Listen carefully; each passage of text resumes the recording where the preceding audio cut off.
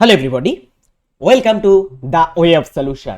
This is Arabul Rahman students. আজ 9 April 2026। আজকের ক্লাসে আমরা কারেন্ট অ্যাফেয়ার্সের সাথে সাথে যে জিকে প্রশ্ন উত্তরগুলো প্র্যাকটিস করব, বাছাই করা কিছু জিকে এবং কারেন্ট অ্যাফেয়ার্স সর্বোপরি প্র্যাকটিস হবে। অনেকগুলোই কারেন্ট অ্যাফেয়ার্স আছে, 10-10টি কারেন্ট অ্যাফেয়ার্স, সাথে কিছু জিকে প্রশ্ন হবে। তো সকলে যারা এই ভিডিওটিতে যুক্ত হয়েছো সকলকে বলবো একটা করে ভিডিওটিতে লাইক করো এবং শেষ পর্যন্ত দেখতে থাকো। চাকরির পরীক্ষার জন্য সেরা প্রতিষ্ঠান TWS একাডেমি অ্যাপ ডাউনলোড করো। সেখানে আমাদের চলে এসেছে 7.0 ব্যাচ, আমাদের ফাউন্ডেশন ব্যাচ, সব থেকে চর্চিত ব্যাচ ফাউন্ডেশন ব্যাচ। এই নতুন 7.0 ব্যাচটার এক বিশেষত্ব আমরা রেখেছি, প্রচুর এখানে কিছু ফিচার্স তোমরা পাবে।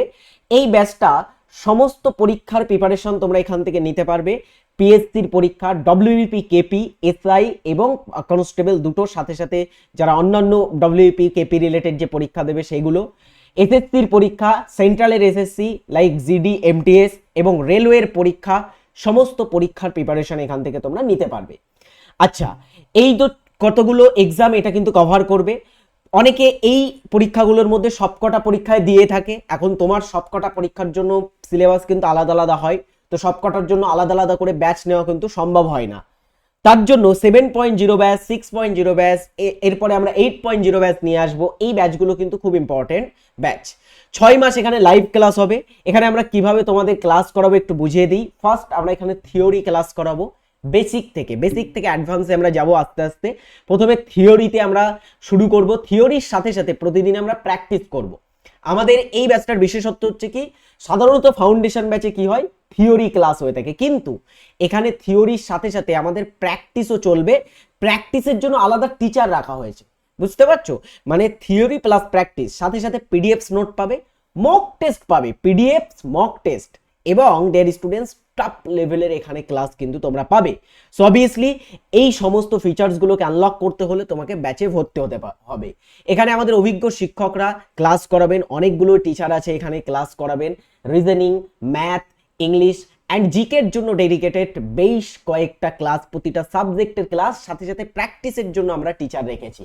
আচ্ছা, এখানে তোমরা যদি প্রথম 3 দিনে ভর্তি হও, যেহেতু ব্যাচটা খুব তাড়াতাড়ি মানে 8ই এপ্রিল আমাদের লঞ্চ হয়েছে, তাহলে তোমরা ডেডি স্টুডেন্টস এই ব্যাচে প্রথম 3 দিন, 8ই এপ্রিল থেকে প্রথম 3 দিন, অর্থাৎ আজকের দিনেও যেদিন আমি ক্লাসটা আপলোড করছি সেই দিনেও কিন্তু তোমরা অফার পাবে 70% ছাড়, অর্থাৎ 70% ছাড় তোমরা পাবে এখানে। তো এই লাভটা ওঠাতে প্রথম 3 দিনের মধ্যে ভর্তি হওয়ার চেষ্টা করো, তাহলে অল্প টাকাতেই তোমরা ভর্তি হতে পারবে, অনেকটা ছাড় পাচ্ছ। এবার আস্তে আস্তে এটার প্রাইস কিন্তু বাড়বে। হ্যাঁ, সো অবভিয়াসলি চেষ্টা করো তোমরা এখানে যুক্ত হওয়ার। আর তোমার যারা ফ্রেন্ডস আছে অথবা তোমার পরিবারের যদি কেউ থাকে, কাউকে যদি রিকমেন্ড করতে চাও এই ব্যাচটি, তুমি যদি আগেও কমপ্লিট করে থাকো আমাদের ফাউন্ডেশন ব্যাচ বা ইত্যাদি, তাহলে কিন্তু তোমরা এখানে তোমাদের ফিডব্যাকটা জানাতে পারো, তোমার যারা বন্ধু বান্ধব আছে তাদেরকে এটা রিকমেন্ড করতে পারো। চলো, প্রথম দিনে একটু ডিটেলসে বলে দিলাম, এবারে চলো আমরা আজকের প্রশ্ন উত্তরে আসি। সম্প্রতি বিনয় টোনসে, প্রথম current affairs, recently Vinay Tonse কোন ব্যাংকের এমডি অর্থাৎ ম্যানেজিং ডিরেক্টর এবং সিইও চিফ এক্সিকিউটিভ অফিসার হিসাবে দায়িত্ব গ্রহণ করেছেন? বিনয় টোনসে ইনি ডিয়ার স্টুডেন্টস সম্প্রতিকালে ইয়েস ব্যাংকের এমডি ও সিইও হিসাবে দায়িত্বভার গ্রহণ করেছেন। এনার পুরো নাম হচ্ছে Vinay Muralidhar Tonse takes charge as MD and CEO of the Yes Bank. 2026 সালে আইএসএসএফ ওয়ার্ল্ড কাপে কোন ভারতীয় জুটি স্বর্ণপদক জিতেছে? আইএসএসএফ মানে কি? আইএসএসএফ মিনিং হচ্ছে international shooting sport federation. International shooting sport ফেডারেশনের বিশ্বকাপ হয়েছে রিসেন্টলি। এই বিশ্বকাপে একটা ভারতীয় জুটি কিন্তু স্বর্ণপদক জিতেছে। তারা কারা? তারা হচ্ছে পলক এবং মুকেশ নেলাভাল্লি। ইন্ডিয়ান শুটার, ভারতীয় শুটার Palak and Mukesh Nalavalli won the 10-meter air pistol mixed team gold at the ISSF World Cup in Granada, Spain. তাহলে এটা কোথায় আয়োজিত হয়েছে রিসেন্টলি? এটাও একটু আমাদের পড়ে রাখতে হবে, সেটা হচ্ছে গ্রানাডা, স্পেনের গ্রানাডাতে এটা আয়োজিত হয়েছে ইন্টারন্যাশনাল শুটিং স্পোর্ট ফেডারেশনের world cup, shooting world cup যেটাকে বলছি। তার 10 metre air pistol mixed team ইভেন্টে গোল্ড মেডেল জিতেছে এরা দুজনে। এরপরে দেখো বিশ্বের কোন দেশ প্রথম বাণিজ্যিক U6GHz অর্থাৎ আপার 6 GHz নেটওয়ার্ক চালু করার গৌরব অর্জন করেছে। এটার মিনিং হচ্ছে আপার 6 GHz, খুব হাইলি কিন্তু স্পিডের একটা নেটওয়ার্ক আমরা যদি বলি এটা, সেটা চালু করার গৌরব অর্জন করেছে কারা সম্প্রতিকালে?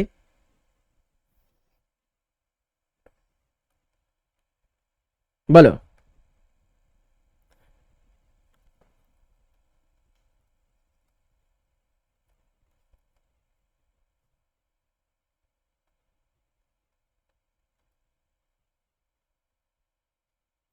আপার 6 GHz নেটওয়ার্ক চালু করার গৌরব অর্জন করেছে ইউএই, ইউনাইটেড আরব Emirates. UAE launches world first commercial তোমার আপার 6 GHz নেটওয়ার্ক, অর্থাৎ তারা বাণিজ্যিকভাবে সম্প্রতিকালে কি করেছে, আপার 6G নেটওয়ার্ক চালু করেছে প্রথম, বিশ্বের মধ্যে প্রথম দেশ হিসাবে। আচ্ছা, এটা আসলে কি? এটি একটি নতুন রেডিও ফ্রিকোয়েন্সি ওয়েভ, ঠিক আছে, যা ওয়াইফাই ও 5G নেটওয়ার্কের জন্য আরো বেশি স্পেস তৈরি করে দেয়। এর ফলে ইন্টারনেটে জ্যাম কম হয় এবং ডেটা অনেক দ্রুত যাতায়াত করতে পারে, অর্থাৎ ডেটা কিন্তু খুব ফাস্টলি এক জায়গা থেকে অন্য জায়গায় মুভ করা যেতে পারে। চলো আমাদের 4 নম্বর কারেন্ট অ্যাফেয়ার্সে আমরা আসি। রিসেন্টলি পালিত হলো বিশ্ব স্বাস্থ্য দিবস। সেই বিশ্ব স্বাস্থ্য দিবসের আবহে বা বিশ্ব স্বাস্থ্য দিবসের উপলক্ষে ডিয়ার স্টুডেন্টস, কোন দেশ ওয়ান হেলথ সামিট অর্থাৎ এক স্বাস্থ্য সম্মেলন এর আয়োজন করেছে? বাংলায় এক স্বাস্থ্য সম্মেলন বা ওয়ান হেলথ সামিট আয়োজন করেছে কারা? সঠিক উত্তর হবে ফ্রান্স। দেখো, অন 7 এপ্রিল, 7ই April, on the occasion of World Health Organization, World Health Day, World Health Organization বা হু এর প্রতিষ্ঠা দিবস হচ্ছে 7ই এপ্রিল।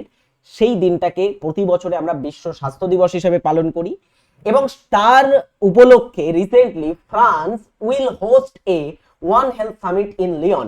লিওন বলে একটা শহরে তারা ওয়ান হেলথ সামিট আয়োজন করেছে। ভারতের প্রথম ওপেনলি কোয়ার বা এলজিবিটিকিউ সংসদ সদস্য হিসাবে কে শপথ গ্রহণ করে ইতিহাস গড়েছে?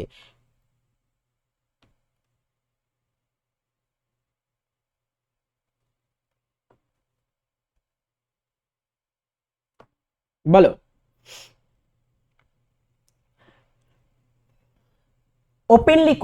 ওপেনলি কোয়ার কাদের বলা হয়? এলজিবিটিকিউ কমিউনিটিকে যারা আসে। যেমন এলজিবিটিকিউ বলতে কি, এলজিবিটিকিউ মানে হচ্ছে এল থেকে লেসবিয়ান, জি থেকে হচ্ছে গে, বি বাইসেক্সুয়াল, টি হচ্ছে ডিয়ার স্টুডেন্টস ট্রান্সজেন্ডার, অ্যান্ড তোমার হচ্ছে কিউ থেকে কোয়ার, ঠিক আছে। তো এরা হচ্ছে কি তোমার হচ্ছে বিশেষ কিছু কমিউনিটি, মানে তোমার কি বলা হয়, এক কথায় বলতে গেলে বিভিন্ন লিঙ্গ পরিচয়, ঠিক আছে। এগুলো এক একজনে এক এক রকম লিঙ্গ পরিচয়। যেমন লেসবিয়ান মানে যিনি তোমার হচ্ছে দুটো মেয়ে যখন একে অপরকে লাইক করবে সেটাকে লেসবিয়ান বলা হয়। গের ক্ষেত্রে দুটি ছেলে যখন একে অপরকে লাইক করবে, ঠিক আছে। তো তেমনই কোয়ার, ঠিক আছে, কোয়ার মানে হচ্ছে বিষমকামী বলা যেতে পারে। সো এই কোয়ার থেকে যিনি ডিয়ার স্টুডেন্টস প্রথম, বা এলজিবিটিকিউ কমিউনিটি থেকে প্রথম ডিয়ার স্টুডেন্টস ভারতবর্ষের সংসদে, বিশেষ করে রাজ্যসভায় শপথ নিলেন কে জানো? রাজ্যসভার সদস্য হলেন রিসেন্টলি আমাদের পশ্চিমবঙ্গ থেকেই তিনি সদস্য হয়েছেন, পশ্চিমবঙ্গের রাজ্যসভা সিট থেকেই। তিনি হচ্ছেন Menaka Guruswamy. Menaka Guruswamy made history today by taking, today বলতে কয়েকদিন আগে, by taking her oath as a member of parliament. She is the first openly queer, প্রকাশ্যে কোয়ার একজন তোমার হচ্ছে মেম্বার অফ পার্লামেন্ট বা এমপি ইন ইন্ডিয়া। ভারতের সংসদে তিনি প্রথম রাজ্যসভার সদস্য হয়েছেন ওপেনলি কোয়ার কমিউনিটি থেকে। এবারে দেখো কোন পলিটিক্যাল পার্টি থেকে তিনি সদস্য হয়েছেন। তিনি কিন্তু অল ইন্ডিয়া তৃণমূল কংগ্রেস, অর্থাৎ পশ্চিমবঙ্গ সরকার তাকে কিন্তু, পশ্চিমবঙ্গের যে বর্তমান ক্ষমতাশীল সরকার আছে তৃণমূল কংগ্রেস, তারা তাকে কিন্তু রিসেন্টলি অ্যাপয়েন্ট করেছে রাজ্যসভায়। সম্প্রতি কে ভারত সরকারের ভূমি সম্পদ বিভাগ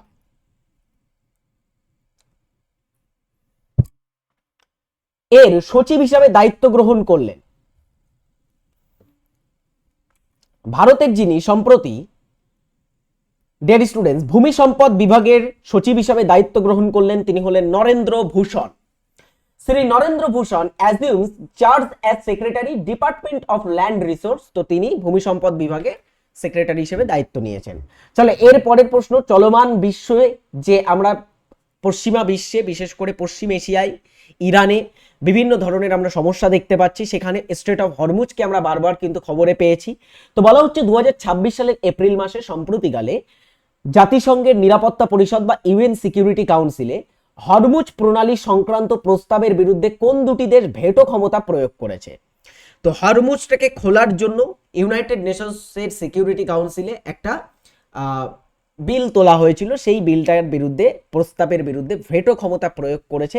ভেটো ক্ষমতা এখানে আছে কোন কোন দেশের? প্রথমে দেখি, আমেরিকার ভেটো ক্ষমতা আছে, রাশিয়ার আছে, চীনের আছে, আচ্ছা ফ্রান্সের আছে, ব্রিটেনের আছে, এই 5টা দেশের ভেটো ক্ষমতা আছে। এখন এর ভিতরে প্রথমটা তো উত্তর হবে না, কারণ ভারতের কোনো ভেটো ক্ষমতা নেই। রাশিয়া এবং চীনের ভেটো ক্ষমতা আছে, আর রাশিয়া ও চীন কিন্তু রিসেন্টলি ভেটো করে দিয়েছে। তো এখানে আমরা অপশন বিটাকে সঠিক উত্তর করব। চলো, রাশিয়া এন্ড চায়না আমরা জানি আমেরিকার তারা সবসময় কিন্তু যদি দেখা যায় জিও পলিটিক্সের ক্ষেত্রে আমেরিকা সাথে রাশিয়া এবং চায়নার অ্যান্টি একটা সম্পর্ক। তো রাশিয়া চায়না অবভিয়াসলি আমেরিকার বিরুদ্ধেই ভোট দেবে, তো তারা ভেটো করে দিয়েছে এটাকে।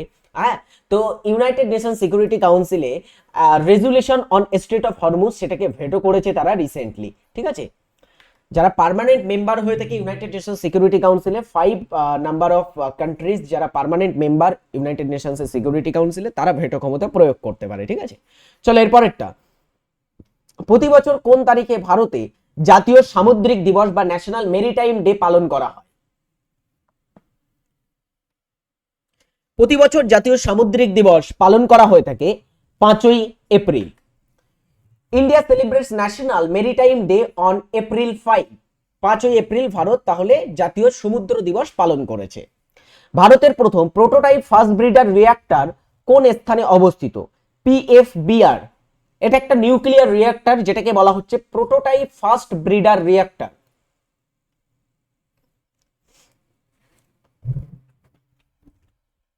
ভারতের প্রথম first prototype fast breeder reactor হচ্ছে কালপক্কমে অবস্থিত। Prototype fast breeder reactor at Kalpakkam, Tamil Nadu. কালপক্কমটা হচ্ছে তামিলনাড়ুর একটা নিউক্লিয়ার যদি আমরা দেখি পাওয়ার প্ল্যান্ট, সেখানে ভারতের প্রথম প্রোটোটাইপ ফাস্ট ব্রিডার রিঅ্যাক্টর তৈরি করা বা স্থাপন করা হয়েছে। প্রোটোটাইপ ফাস্ট ব্রিডার রিঅ্যাক্টর হলো এটি 500 মেগাওয়াট ক্ষমতা সম্পন্ন সোডিয়াম শীতলীকৃত ফাস্ট ব্রিডার রিঅ্যাক্টর। তাহলে এটা কি 500 মেগাওয়াট সম্পন্ন একটা সোডিয়াম শীতলীকৃত একটা ফাস্ট ব্রিডার রিঅ্যাক্টর, এই কারণে এটাকে প্রোটোটাইপ ফাস্ট ব্রিডার রিঅ্যাক্টর বলা হচ্ছে, যেটা অন্যান্য যে নিউক্লিয়ার রিঅ্যাক্টর গুলো আছে তার থেকে আলাদা। এরপরে 10 নম্বর কোশ্চেন একটু কঠিন আছে, কোন বিশ্ববিদ্যালয় সম্প্রতি স্বামীনারায়ণের লেখা, স্বামীনারায়ণ ভারতবর্ষের একজন বিখ্যাত আমরা বলতে পারি ধর্মগ্রন্থ বা তোমার হচ্ছে বিভিন্ন ধর্মীয় লিপি, পাণ্ডুলিপি ইত্যাদির লেখক ছিলেন। তো স্বামীনারায়ণের লেখা পবিত্র পাণ্ডুলিপি শিক্ষাপত্রী 200 বছর পূর্তি উপলক্ষে উদযাপন করেছে, সেটি হচ্ছে অক্সফোর্ড বিশ্ববিদ্যালয়। দেখো, university of Oxford launches nation wide UK tour, তো তারা দেশ জুড়ে ইউকে বা ব্রিটেন যুক্তরাজ্য জুড়ে একটা কিন্তু যাত্রা, একটা সফর তারা শুরু করেছে of Shikshapatri to make its 200th anniversary. 200 বছরের বর্ষপূর্তি বা অ্যানিভার্সারি উপলক্ষে এটা রিসেন্টলি কি করেছে, অক্সফোর্ড একটা দেশব্যাপী যাত্রা শুরু করেছে। ঠিক আছে, নেশন ওয়াইড একটা ট্যুর তারা অ্যারেঞ্জ করেছে। চলো এরপরেরটা আমরা দেখবো জিকে প্রশ্ন উত্তর। আজকে কি কি জিকে আছে, ইচ অ্যান্ড এভরিবডি সকলে ক্লাসে একটা করে লাইক করে ফেলো দ্রুত। আচ্ছা, কম্বাইন্ড ফাউন্ডেশন 7.0 আবার একবার বলে দিচ্ছি, বর্তমানে তোমরা যদি এই ব্যাচটাতে যুক্ত হও তাহলে কিন্তু অফার পাবে, অফারের মধ্যে ভর্তি হতে পারবে, এই টাকাটা তোমাকে পে করতে হবে না। অবশ্যই চেক আউট করো। সাথে সাথে রেল আপার প্রাইমারির ব্যাচ আমাদের অনগোয়িং চলছে TWS একাডেমিতে, আমরা ক্লাস করাচ্ছি আপার প্রাইমারির 2টি গুরুত্বপূর্ণ প্র্যাকটিস ব্যাচ, যেখানে আমরা একদমই ধরে ধরে তোমাদের প্র্যাকটিস করাচ্ছি। তো ইচ অ্যান্ড এভরিবডি যুক্ত হবে।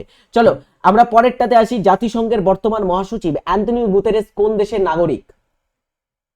ইনি হচ্ছেন জাতিসংঘ বা ইউনাইটেড নেশনস অর্গানাইজেশনের বর্তমান মহাসচিব। আচ্ছা, ইউনাইটেড নেশনস অর্গানাইজেশনের বর্তমান মহাসচিব অ্যান্টনিও গুতেরেস পর্তুগালের প্রাক্তন প্রধানমন্ত্রী ছিলেন। আচ্ছা, ইউনাইটেড নেশনস অর্গানাইজেশন এটা সম্পর্কে দুটো গুরুত্বপূর্ণ তথ্য, এটা স্থাপিত হয় কবে এবং এর সদর দপ্তর কোথায়? বলো, দুটো জিনিস খুব গুরুত্বপূর্ণ ভাবে। ইউনাইটেড নেশনস অর্গানাইজেশন স্থাপিত হয় 1945 সালে। আচ্ছা, এর সদর দপ্তর নিউ ইয়র্কে, এর সদর দপ্তর অবস্থিত। চলো, চৌসার যুদ্ধ হুমায়ুন এবং কার মধ্যে হয়েছিল? বিখ্যাত যুদ্ধ চৌসার যুদ্ধ হুমায়ুন ও কার মধ্যে হয়? 1539 সালে চৌসার যুদ্ধ হয়েছিল।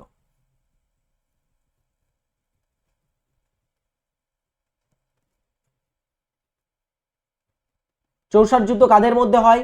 1539 সালে হয়, এবং এই চৌসার যুদ্ধটা হয়েছিল শেরশাহ সুরি ও হুমায়ুনের মধ্যে, আর এটা শেরশাহ কিন্তু জিতেছিলেন।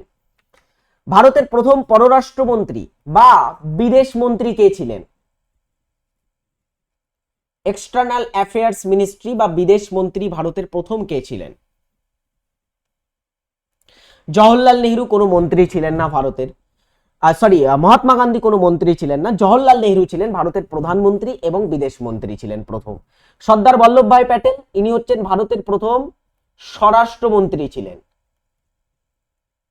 তাই তো, ভারতের প্রথম স্বরাষ্ট্রমন্ত্রী ছিলেন। আচ্ছা, বর্তমান পররাষ্ট্রমন্ত্রীকে, ভারতের বর্তমান বিদেশ মন্ত্রী, ভারতের বর্তমান বিদেশ মন্ত্রী কে হবে? কমেন্ট বক্সে তোমরা জানাবে, আর বর্তমান স্বরাষ্ট্রমন্ত্রীকে এটাও জানাবে। চলো, অ্যামনেসিয়া শব্দটি নিচের কোনটির সাথে যুক্ত?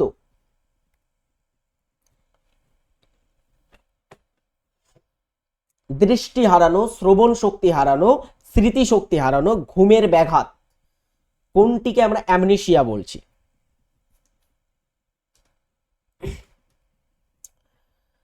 অ্যামনেসিয়া বলা হয়ে থাকে সাধারণত স্মৃতিশক্তি হারানোকে।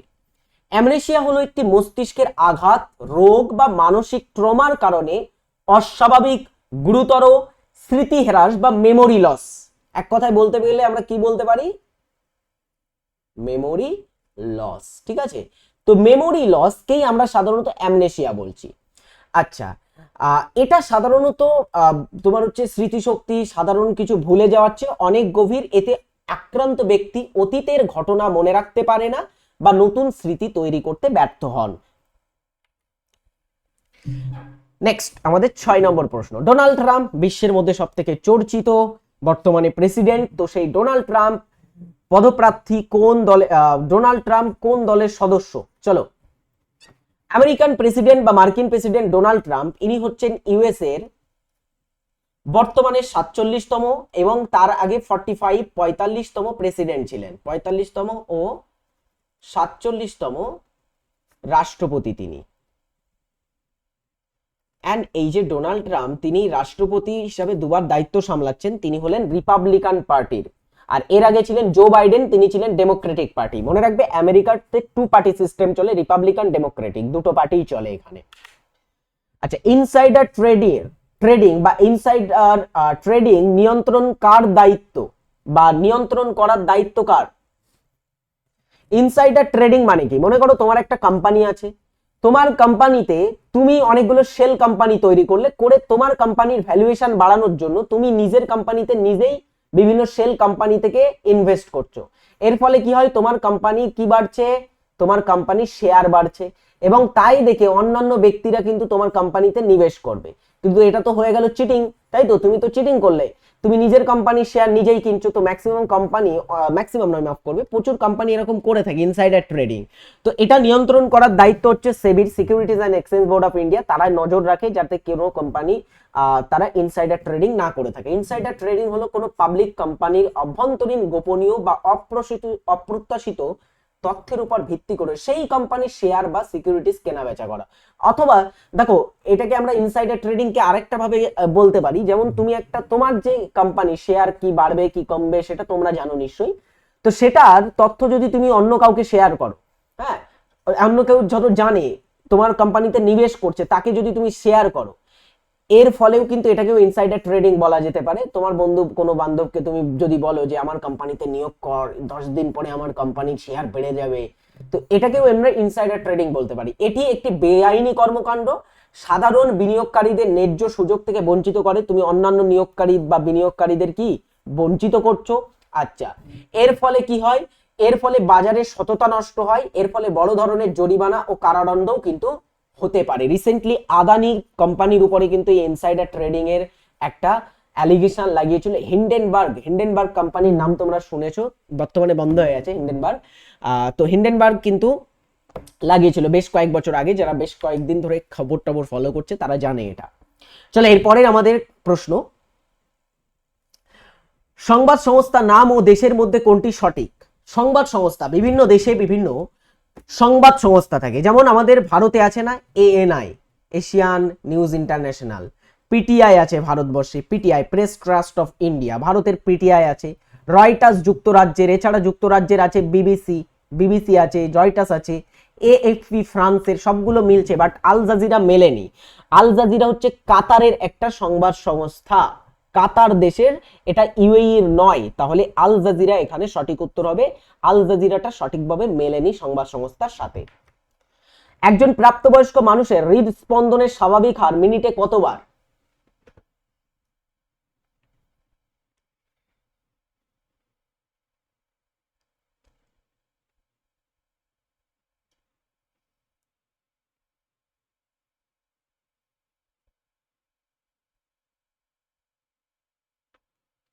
একজন প্রাপ্তবয়স্ক মানুষের হৃদস্পন্দনের স্বাভাবিক হার মিনিটে 72 থেকে 80 বার। নিচের কোনটি এমএসএমই সেক্টরের অন্তর্ভুক্ত? বলো।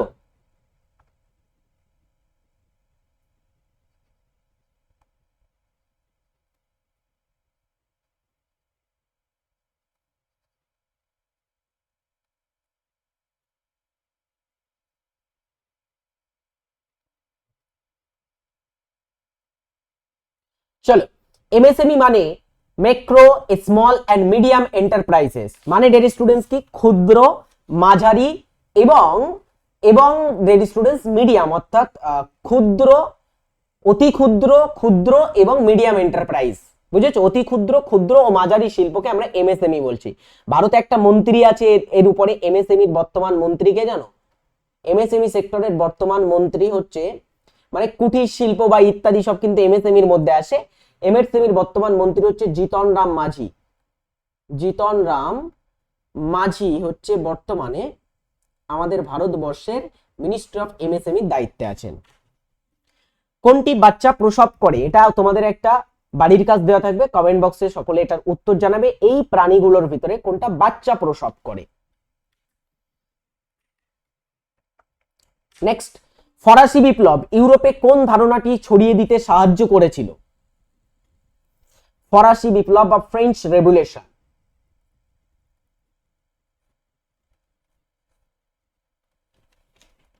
ফরাসি বিপ্লবের সময়কাল কি ছিল? 1700 কত ছিল জানো? 89 ছিল না? 1789 থেকে 1799 এই সালের ভিতরে ফরাসি বিপ্লব হয়েছিল বা ফ্রেঞ্চ রেভলিউশন হয়েছিল। এই যে ফ্রেঞ্চ রেভলিউশন, এটা ইউরোপে জাতীয়তাবাদের ধারণা ছড়িয়ে দিয়েছিল, আর এখান থেকেই বলা হয় আধুনিক গণতন্ত্রের উৎপত্তি ঘটেছে। ঠিক আছে, এই যে গণতন্ত্র, হ্যাঁ, যে আমরা প্রজাতন্ত্র, গণতন্ত্র দেখতে পাই, এটা অ্যাকচুয়ালি ডেমোক্রেসির ধারণা এখান থেকে আসছে। জাতীয়তাবাদ বা ন্যাশনালিজমের ধারণাও কিন্তু এখান থেকে, আমরা ন্যাশনালিজমটা পুরো ইউরোপে ছড়িয়ে দিয়েছিল এই ফরাসি বিপ্লব। ফরাসি বিপ্লব থেকে ইন্ডিপেন্ডেন্ট অর্থাৎ স্বাধীনতা, সংহতি, ইত্যাদির ধারণাও কিন্তু আমরা ভারতে পেয়েছি, তাই তো? ভ্রাতৃত্বের ধারণা ভারতে পেয়েছি। আচ্ছা, এরপরে কোন ভারতীয় চলচ্চিত্র প্রথম অস্কারে সেরা বিদেশি ভাষার চলচ্চিত্র, মানে বেস্ট ফরেন ল্যাঙ্গুয়েজ মুভি বা চলচ্চিত্র বিভাগে মনোনীত হয়েছিল? বলো। ভারতের প্রথম যে চলচ্চিত্রটি সেরা বিদেশি ভাষার চলচ্চিত্রের বিভাগে মনোনীত হয় সেটা ছিল মাদার ইন্ডিয়া। রকেটে জ্বালানি হিসাবে নিচের কোনটি সবচেয়ে বেশি ব্যবহৃত হয়?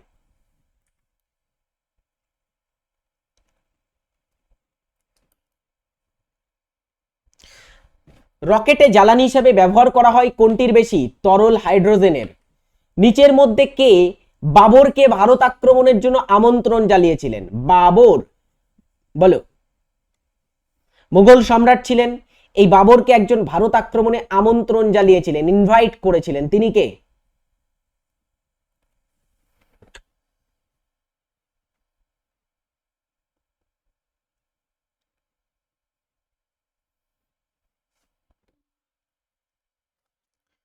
মুঘল সম্রাট ছিলেন প্রথম বাবর। বাবরকে ভারত আক্রমণে আমন্ত্রণ জানান দৌলত খাঁ লোদি।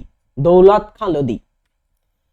নিচের কোনটি একটি ইনসিটু সংরক্ষণের উদাহরণ নয়?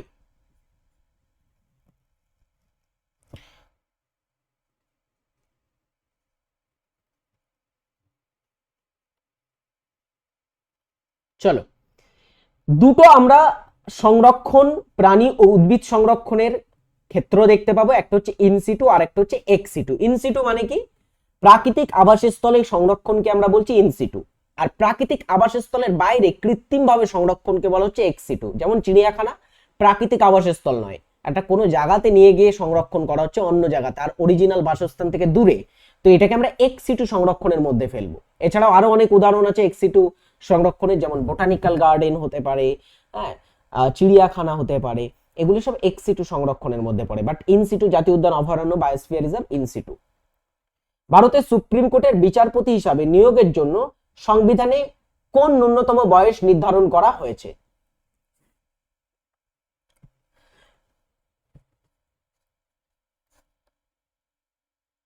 চিফ জাস্টিস অফ ইন্ডিয়া বা ভারতের সুপ্রিম কোর্টের প্রধান বিচারপতি হতে গেলে সাধারণত, বা সুপ্রিম কোর্টের কেউ বিচারপতি হতে গেলে কোনো বয়সের সীমা নেই। তো হ্যাঁ আছে, কি আছে? ঊর্ধ্ব সীমা আছে, ন্যূনতম কোনো সীমা নেই। এখানে কিন্তু ন্যূনতমটা আমাদের জানতে চেয়েছে।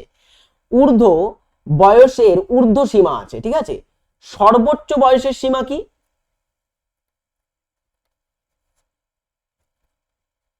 এদের বয়সের আমরা দেখবো একটা সর্বোচ্চ সীমা আছে, সেটা হচ্ছে 65, 65 বছর। এটা হচ্ছে তাদের বয়সের ঊর্ধ্ব সীমা, সর্বোচ্চ সীমা, বাট ন্যূনতম কোনো সীমা নেই। আবার রাষ্ট্রপতি, প্রধানমন্ত্রীর ক্ষেত্রে ব্যাপারটা আলাদা। রাষ্ট্রপতির ক্ষেত্রে ন্যূনতম বয়স আছে, ঊর্ধ্ব কোনো বয়স নেই। বাস্তুতন্ত্র বা ইকোসিস্টেমে শক্তির প্রধান উৎস কি? সিম্পল কোশ্চেন্স একটা। বাস্তুতন্ত্রে শক্তির প্রধান উৎস সূর্য। গ্যাম্বিট শব্দটি নিচের কোন খেলার একটি পরিচিত কৌশল?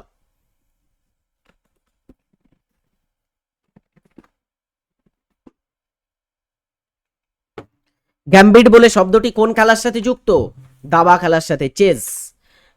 আন্তর্জাতিক মহাকাশ স্টেশন আইএসএস, রিসেন্টলি আমরা এটা সম্পর্কে অনেক কোশ্চেন্স করেছি। শুভ্রাংশু শুক্লা, তিনি প্রথম ভারতীয় হিসাবে ইন্টারন্যাশনাল স্পেস স্টেশনে গেছেন। এখন এই ইন্টারন্যাশনাল স্পেস স্টেশন এর প্রথম অংশ কবে উৎক্ষেপণ করা হয়? দেখো, ইন্টারন্যাশনাল স্পেস স্টেশন এটা মহাকাশ এরকম ভাসমান একটা মহাকাশ গবেষণা সংস্থা, যেটা নাসা, ঠিক আছে, সরি, নাসা, তার আমেরিকার নাসা, তারপরে জাপানের জাক্সা, হ্যাঁ, তারপরে তোমার হচ্ছে ইউরোপিয়ান যে তোমার হচ্ছে স্পেস এজেন্সি আছে, তারা, এরা কিন্তু লঞ্চ করেছে এটাকে, এই তোমার হচ্ছে ইন্টারন্যাশনাল স্পেস স্টেশনকে। এখন ইন্টারন্যাশনাল স্পেস স্টেশন যেটা আছে, সেই স্পেস স্টেশনের বাইরেটা এরকম দেখতে, আর ভিতরে এটা। এখানেই সুনিতা উইলিয়ামস বেশ 9 মাস মতো প্রায় আটকে ছিলেন, 9 মাসেরও বেশি সময় ধরে। আচ্ছা, সেই ইন্টারন্যাশনাল স্পেস স্টেশনের প্রথম অংশ উৎক্ষেপণ করা হয়েছিল 1998 সালে নাসার দ্বারা, ঠিক আছে। আচ্ছা, এর পরেরটা হচ্ছে নিচের কোনটিকে এশিয়ার নোবেল বলা হয়? এখানে বেশ কিছু পুরস্কারের নাম দেওয়া আছে। এশিয়ার নোবেল কাকে বলা হয়ে থাকে? Simple and important questions, Raman Magsaysay পুরস্কার। Option D is right answer. That's it. আজকের 20টি প্রশ্ন এবং 10টি কারেন্ট অ্যাফেয়ার্স চর্চা করলাম। আই হোপ ক্লাসটি ভালো লেগেছে। 7.0 ব্যাচটাকে যদি চেক আউট না করো, অবশ্যই চেক করতে পারো। সোশ্যাল মিডিয়াতে আমাদের ফলো করতে চাইলে অবশ্যই ফলো করতে পারো। ভালো থাকবে, সুস্থ থাকবে, take care, tata, bye. This is Arabul Rahman. এতক্ষণ ছিলাম তোমাদের সাথে একটা দুর্দান্ত জিকে এবং কারেন্ট অ্যাফেয়ার্স চর্চার ক্লাস নিয়ে। বাই।